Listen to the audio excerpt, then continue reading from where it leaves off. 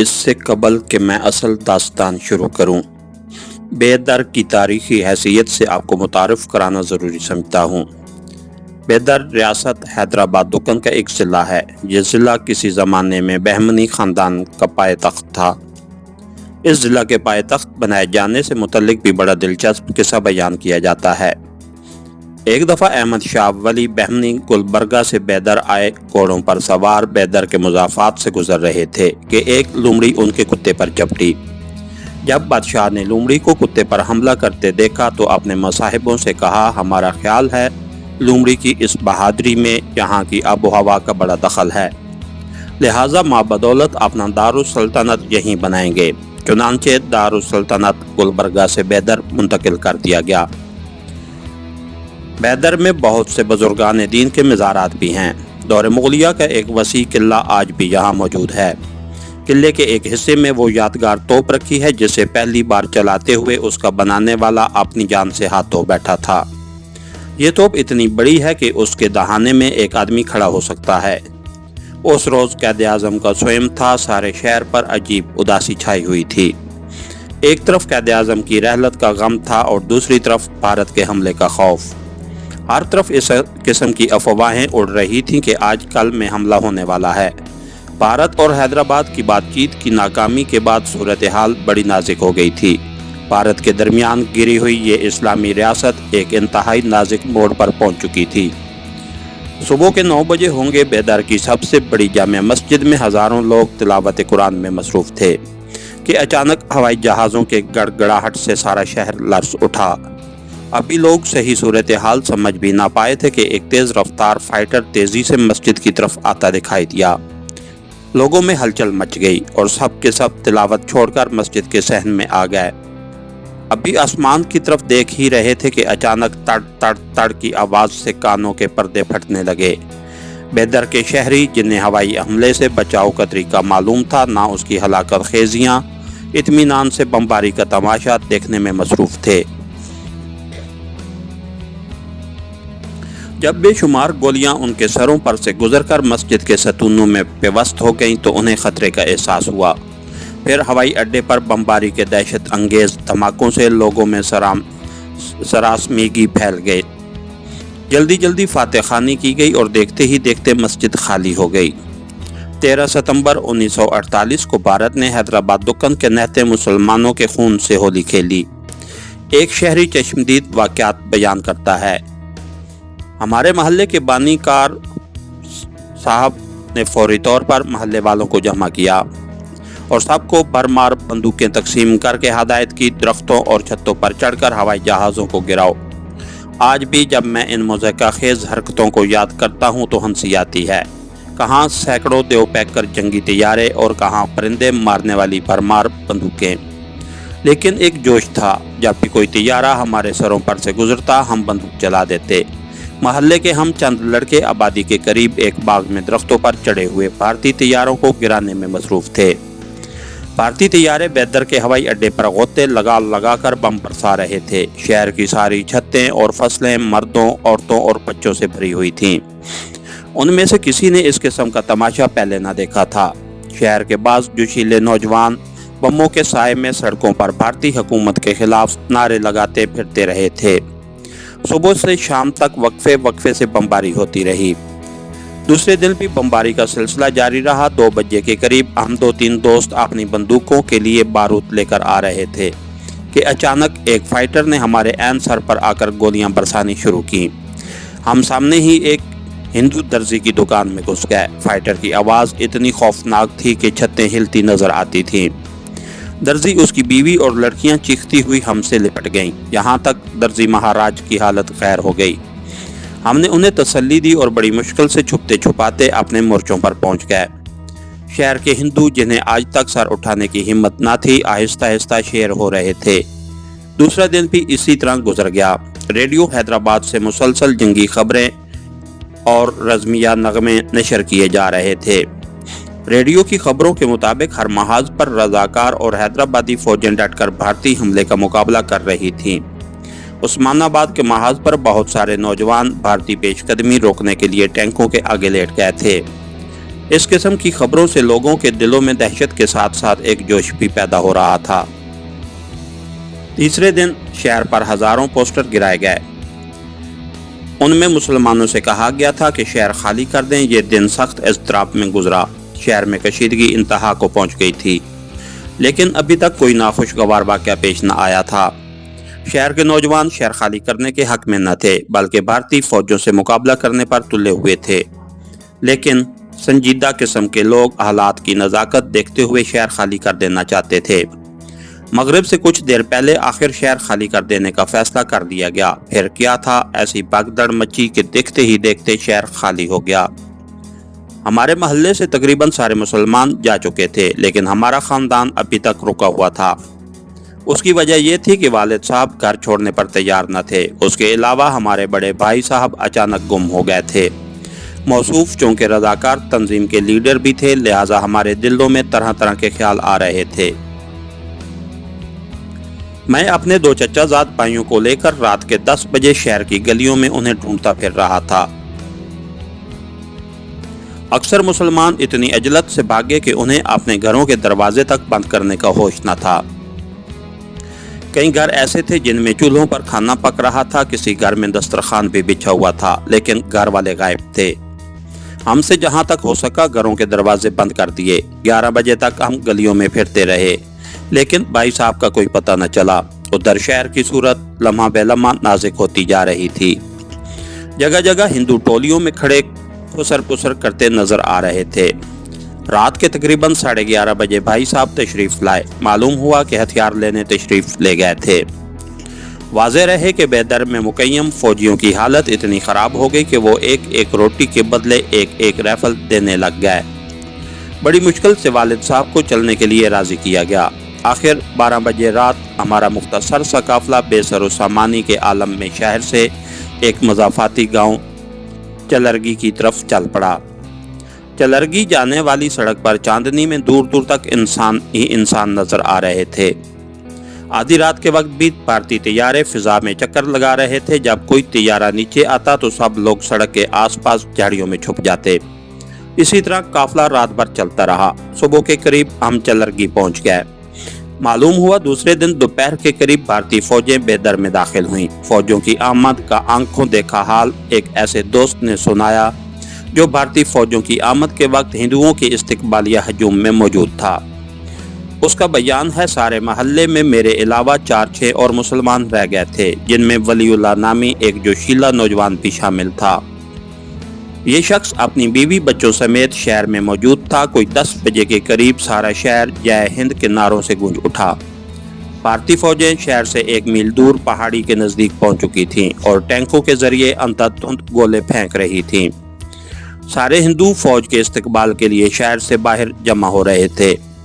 میں اپنی جگہ اس لیے مطمئن تھا کہ شہر کے کسی ہندو سے میرا کوئی جھگڑا نہ تھا اور نہ کوئی میرا دشمن تھا۔ میں بھی ہجوم میں شامل ہو گیا۔ ولی اللہ نے رضاکاروں کی وردی پہن رکھی تھی۔ میں نے اسے لاکھ سمجھایا کہ وردی اتار دے، لیکن اس بندہ خدا نے ایک نہ سنی۔ کہتا تھا کہ مروں گا اسی وردی میں۔ سارے ہندو حیرت سے اس کی طرف دیکھ رہے تھے، مگر کسی کی ہمت نہ ہوئی کہ ولی اللہ کو چھیڑے۔ البتہ چند ضعیف ہندوؤں نے اسے سمجھایا کہ یہاں رہنا خطرے سے خالی نہیں، لیکن وہ ضدی انسان وہیں ڈٹا رہا۔ آخر فوج کی چند جیپیں ترنگا لہراتی آن پہنچیں۔ پہلی جیپ میں فوجی افسروں کے ساتھ شہر کے 2-3 ہندو لیڈر تھے جو مہینوں پہلے ہندوستان بھاگ گئے تھے۔ ان جیپوں کے پیچھے ٹینک تھے۔ جیسے ہی یہ جیپ گاڑیاں مجمع کے قریب پہنچیں، جے ہند کے نعروں سے فضا گونج اٹھی۔ ٹینک تیزی سے شہر کے سامنے مورچہ بند ہو گئے۔ فوجی افسر جیپ سے اترے اور انہوں نے اترتے ہی مجمع سے پوچھا، کیا یہاں کوئی رضاکار ہے؟ سب کی نظریں ولی اللہ کی طرف اٹھ گئیں، جو رضاکاروں کی وردی پہنے سبز ٹوپی اوڑھے کھڑا تھا۔ فوجی افسر کی نظر جیسے ہی اس پر پڑی، اس نے ولی اللہ کو ہاتھ سے اپنی طرف آنے کا اشارہ کیا۔ ولی اللہ نے بے خوفی کے ساتھ اس کی طرف چلا گیا۔ تم رضاکار ہو؟ اس نے پوچھا۔ ہاں، ولی اللہ نے بے خوف ہو کر جواب دیا۔ آنے والے لمحات کے خیال سے میرا دل بری طرح دھڑک رہا تھا۔ کمانڈر نے اس سے کہا، جے ہند بولو۔ اس کے جواب میں ولی اللہ نے نعرہ تکبیر اللہ اکبر بلند کیا۔ कमांडर गुस्से में कांपने लगा। मजमा को जैसे सांप सूंघ गया। कमांडर ने जोर से वलीउल्लाह के मुंह पर तमाचा मारा। वलीउल्लाह ने भी हाथ उठाया, लेकिन करीब खड़े हुए फौजियों ने बढ़कर उसके हाथ पकड़ लिए। कमांडर ने वलीउल्लाह को सामने टीले पर चढ़ने का हुक्म दिया। वलीउल्लाह ने साफ इनकार कर दिया, लेकिन फौजियों ने राइफलें तान लीं। वलीउल्लाह ने मेरी तरफ देखा। उसकी आंखों में नफरत, गुस्सा और मजबूरी की परछाइयां रकस कर रही थीं। मुझे उसके अंजाम के मुतल्लिक अब कोई शुबा न रहा। फौजियों ने संगीनों के बल पर उसे टीले की तरफ धकेल दिया। जैसे ही वो टीले पर पहुंचा, कमांडर ने रुमाल हिलाया। इधर उधर फैले हुए टैंकों से अचानक गोलियों की बौछार हुई और वलीउल्लाह का जिस्म छिलनी हो गया। इस बहादुर इंसान की मौत से मुझ पर सख्ते की सी कैफियत तारी हो गई। उधर कमांडर पूछ रहा था, यहाँ कोई और रजाकार है? अब मुझे अपनी कज़ा दिखाई देने लगी। मैंने खिसक जाना चाहा, लेकिन सवाल ये था कि इतने बड़े मजमा की नज़र बचाकर निकलूं क्यों कर। इतने में क्या देखते हैं कि एक शख्स बुलंद आवाज़ से भारतीय फौजियों को गालियां देता चला आ रहा है। ये एक पागल शख्स कुतुबुद्दीन था। उसकी जुर्रत पर कमांडर को बड़ा तैश आया। उसने सोचे समझे बगैर फौजियों को इशारा किया। वहां खड़े हुए लोग अभी कुछ कहने भी ना पाए थे कि तड़ तड़ तड़ की आवाज आई और कुतुबुद्दीन खून में लथपथ जमीन पर तड़पता नजर आया। हिंदुओं ने उससे कबल ऐसा खूनी ड्रामा ना देखा था, इसलिए सबका रंग फक था। कमांडर जीप में बैठ गया। हजूम ने एक बार फिर जय हिंद का नारा लगाया और मुंतशिर होने लगा। मैं भी इस हजूम के साथ शहर की तरफ लौटा, फिर आंख बचाकर एक गली में घुस गया और गलियों गलियों होता बड़ी मुश्किल से अपने घर पहुंचा। अगरचे उस वक्त तक शहर में गड़बड़ शुरू नहीं हुई थी, ताहम अंधेरा होने से पहले घर से निकलते हुए घबरा रहा था। सूरज गरूब होने के 1 घंटे बाद घर से निकला। हर तरफ से जय हिंद के नारों की आवाजें आ रही थीं। मुसलमानों के महल्ले वैरान पड़े थे। मैं ऐसे ही एक वैरान महल्ले से गुजर रहा था कि बचाओ बचाओ की आवाज सुनाई दी। मैं चंद लम्हे इस कशमकश में खड़ा रहा। आखिर तेजी से उस तरफ दौड़ा जिधर से बचाओ बचाओ की आवाजें आ रही थीं। आसमान पर बादल छाए हुए थे, जिसकी वजह से साफ नजर नहीं आ रहा था। मैं कुछ देर खड़ा सोचता रहा कि क्या करना चाहिए। आखिर अल्लाह का नाम लेकर गली में दाखिल हो गया। मैं बिल्कुल तन्हा था। अगर हमला आवर मुसल्लाह हों तो फिर मैंने सोचा जो होगा देखा जाएगा। करीब पहुंचकर मैंने बारोब आवाज में कहा, हट जाओ वरना गोली मार दूंगा। मेरी ये धमकी कामयाब रही। शायद वो दोनों गुंडे गैर मुसल्लाह थे। गोली का नाम सुनते ही गिरते पड़ते भागे। नीचे पड़ा हुआ शख्स तोड़कर मुझसे लपट गया। मैंने उसे तसल्ली दी और साथ लेकर तेजी से फसीलों की तरफ बढ़ा। तकरीबन 1 घंटा चलने के बाद हम खतरे की जद से बाहर थे। रात भर भटकते फिरते आखिर किसी न किसी तरह चलरगी पहुंच गए। चलरगी में बेदर के सारे मुसलमान जमा हो गए थे। दूसरे दिन शाम के वक्त अचानक धमाके शुरू हो गए। बाद में मालूम हुआ कि भारतीय फौजियों ने हैदराबादी फौजों का बारूदी जखीरा तबाह कर दिया है। चलरगी में तीसरा दिन था। गांव के करीब ही मांजरा नदी बहती थी। तीसरे दिन अफवाह उड़ी कि भारतीय फौजें चलरगी का रुख कर रही हैं। ये खबर फैलते ही गांव में भूचाल सा आ गया। इन खबरों के मुताबिक हजारों मुसलमान कत्ल कर दिए गए थे और भारतीय फौज रास्ते की सारी मुस्लिम आबादियां तबाह करती चलरगी आ रही थी। इन दिनों मांजरा नदी में सैलाब की सी कैफियत थी। उसे पार करके आगे जाना बड़ा मुश्किल था, लेकिन बाज लोग जो ज्यादा खौफजदा थे अपनी जानें खतरे में डालकर नदी में उतर गए। बाज बड़ी दिक्कतों से दूसरे किनारे पर पहुंचे और अक्सर नदी की नजर हो गए। बाकी हजारों मुसलमान अपनी किस्मतों का फैसला सुनने के मुंतजिर थे। हर चेहरे पर मौत की जर्दी फैली हुई थी। बारिश का जमाना था। 3 दिन से मुसलसल बारिश हो रही थी। छोटे से गांव में हजारों आदमियों की वजह से हैजे की वबा फूट पड़ी थी और हर तरफ खौफ व हिरास फैला हुआ था। कोई नहीं जानता था कि क्या होने वाला है। इतने में 2-3 मुसलमान बुरी तरह घबराए हुए आते दिखाई दिए। उन्होंने बताया, भारतीय फौजें माली गांव तक आ गई हैं और हमारे सामने कई मुसलमानों को कत्ल कर दिया है। इस खबर से गांव में हर तरफ दहशत फैल गई। थोड़ी ही देर बाद टैंकों के शोर से सारा गांव गूंज उठा। हर शख्स अपनी अपनी जगह साकित हो गया। बहुत से नौजवान लड़ने मरने पर आमादा हो गए, लेकिन हालात की नज़ाकत का एहसास करते हुए उन्हें ठंडा किया गया। सबसे बुरा हाल नौजवान लड़कियों का था, क्योंकि ये अफवाह भी उड़ी हुई थी कि फौजी लड़कियों को पकड़कर ले जा रहे हैं। हर जगह लड़कियों को मर्दाने कपड़े पहनाकर पगड़ियां बांधी गईं। कई जगह उन्हें तारीक कमरों में बंद करके ताले लगा दिए गए। इतने में गांव के पटवारी की आवाज़ आई, जो घंटियां बजा बजा कर ऐलान कर रहा था कि जिसके पास हथियार हैं वो कचहरी में फौरन जमा करवा दे। बाद में जिसके पास हथियार निकलेगा उसे गोली से उड़ा दिया जाएगा। ये ऐलान होते ही हथियारों का एक अंबार लग गया। हमारे पास कई हथियारों का ज़ख़ीरा था, जिन्हें ज़मीन में दफन कर दिया गया, लेकिन औरतों और बुजुर्गों के इसरार पर ये हथियार फौजियों के हवाले कर दिए गए। थोड़ी देर बाद फौजियों को गांव की तलाशी लेने का हुक्म मिला। बस फिर क्या था, भारत की ये बहादुर फौज नहते मुसलमानों के घरों में शेरों की तरह घुसने लगी। औरतों के जेवर, कपड़े, घड़ियां, जो कुछ हाथ आया, आध घंटे में तलाशी के बहाने सब छीन लिया। मुसलमानों की खुशकिस्मती थी कि फौजियों के इस दस्ते में सिख या गोरखा सिपाही नहीं थे, जिसकी वजह से बात सिर्फ माल पर टल गई। शाम होते होते फौजियों का ये काफिला वापस हुआ और लोगों की जान में जान आई। दूसरे रोज हम चंद आदमी मांजरा नदी के किनारे बैठे हुए थे कि नदी में दूर से कुछ घड़ियां बहती नजर आईं। जब ये गठरियां करीब आईं तो उन्हें देखकर मारे दहशत के सबका बुरा हाल हो गया। ये दरअसल लाशें थीं जो गल सड़कर इंतहाई भयानक हो गई थीं। किनारे पर बैठी हुई चंद औरतें और बच्चे चीखें मारते हुए गांव की तरफ भागे। उस दिन के बाद से मुसलसल 10-11 दिन तक नदी में लाशें बहती हुई नजर आती रहीं। तकरीबन 8-10 दिन बाद शहर के चंद कांग्रेसी लीडर आए, जिनके हमरा 2-3 मुसलमान रहनुमा भी थे। उन्होंने यकीन दिलाया शहर में अमन हो गया है, लिहाजा सबको शहर वापस चलना चाहिए। लेकिन कोई शख्स वापस जाने के लिए तैयार न था। आखिर बड़ी मुश्किलों से ये तय पाया कि 3-4 नौजवान शहर जाकर इत्मीनान कर आएं। उसके बाद सारे मुसलमान वापस हो गए। इस फैसले के मुताबिक 3 नौजवानों को मुंतखब किया गया। वो इन कांग्रेसी रहनुमाओं के साथ शहर गए। शाम तक वापस आकर रिपोर्ट दी कि अमन तो हो गया है, लेकिन सारे मुसलमानों के घर लूट लिए गए हैं।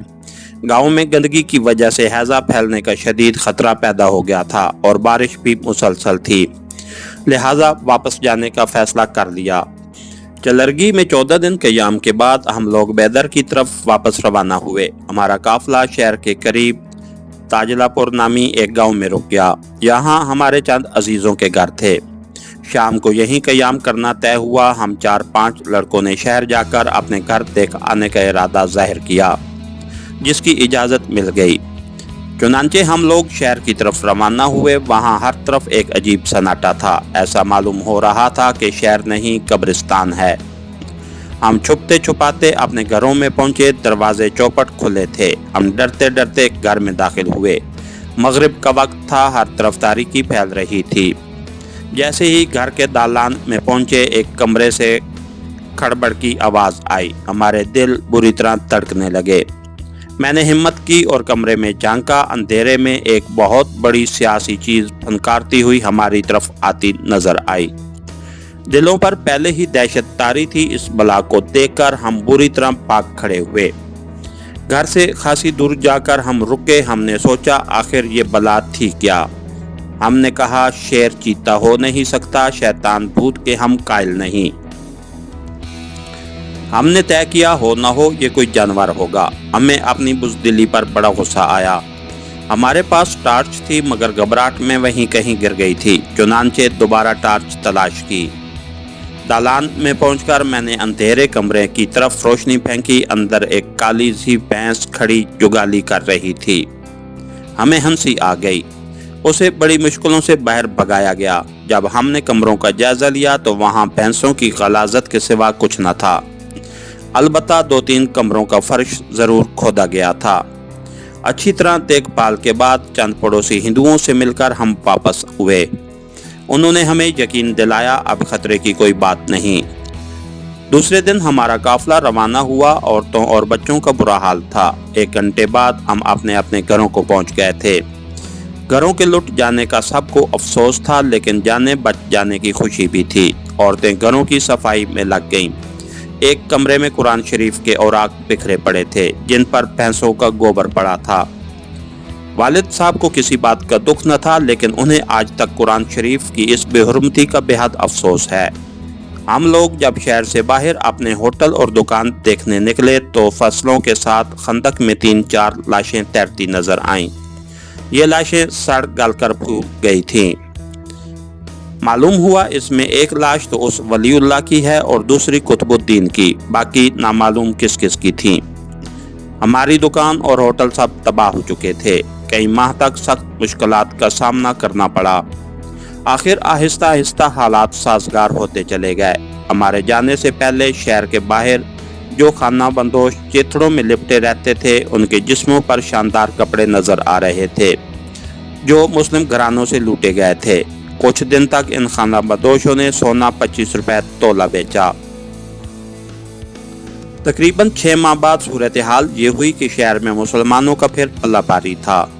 एक बार शरपसंद हिंदुओं ने बकर ईद पर हंगामा करना चाहा, लेकिन मुसलमानों को तैयार देखकर उनकी हिम्मत ना हुई। बेदर शहर में तो मुसलमानों का जानी नुकसान हुआ था, लेकिन आसपास देहातों में जिस बेदर्दी से मुसलमानों का कत्ले आम हुआ उसकी मिसाल नहीं मिलती। कत्ल और गारतगरी के ये वाक़यात सुनकर ही दिल दहल जाता है। सैकड़ों कुएं मुसलमानों की लाशों से पाट दिए गए। जवान लड़कियों के नंगे जिस्मों से निकाले गए। माओं और बापों के सामने उनके जवान लड़कों को दरख्तों से लटकाकर उनकी खालें उतारी गईं। गर्ज दरिंदगी के ऐसे मुजाहरे हुए कि इंसानियत का दिल लर्ज़ उठा। हत्ता के बाद कांग्रेसी लीडर वाक़यात का जिक्र करते हुए आज भी रो पड़ते हैं। इसके साथ ही हमारी आज के एपिसोड का इख्तिताम हुआ। कहानीकार चैनल को लाइक कीजिए, सब्सक्राइब कीजिए और बेल आइकन को प्रेस कर दीजिए ताकि हर आने वाली नई वीडियो आप तक बर वक्त पहुँच सके। शुक्रिया।